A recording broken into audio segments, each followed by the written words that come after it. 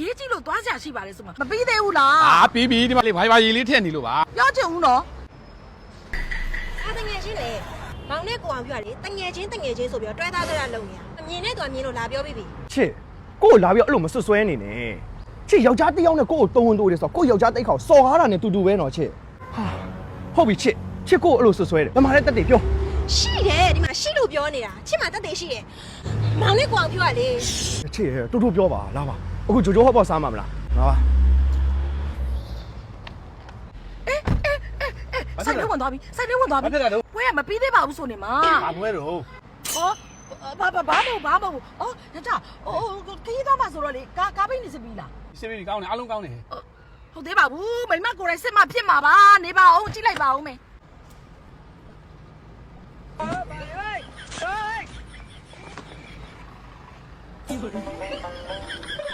ဒါရေ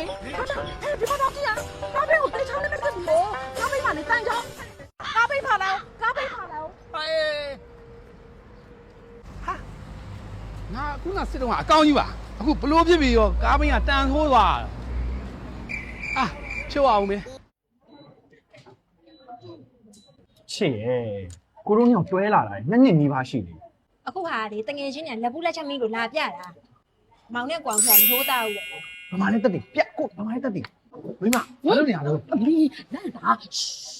ကျောင်းဘာလာလုပ်တာလဲကားပိတ်ဖာပြောလိုက်လားကားပိတ်ဖာတဲ့လူကိုဖုံးဆက်လိုက်တာသူဖြုတ်တက်လုပ်နေပြီဒါပြီးတော့မယ်သွားမယ်လားဘယ်သွားမှာတော့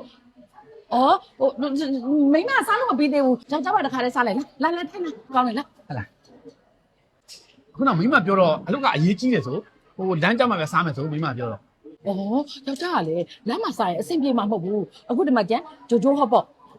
ကလေအရင်ဈေးပဲနော်ဈေးမတက်သေးဘူးပြီးတော့လေဒီမှာကျန်မိမတို့ကြိုက်တဲ့တမယာပြောရေးလီမွန်တီးပြင်မှာတမယာပြောရေးပါရလို့ဒီမှာဂျိုဂျိုဟော့ပေါ့ကလေအသားလာတွေပါတယ်လို့ပြောရနော်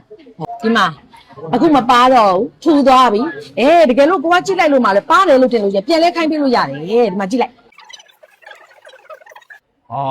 ချစ်ရဲ့အဲ့ဒါတွေကတငယ်ချင်းတွေမူးပြီးတော့အိမ်ထဲကဆေးထိုးထားတာဘာမှမဟုတ်ဘူးမောင်တို့ကအမြဲတရွဖြစ်နေတော့ချစ်လဲချင်တာပေါ့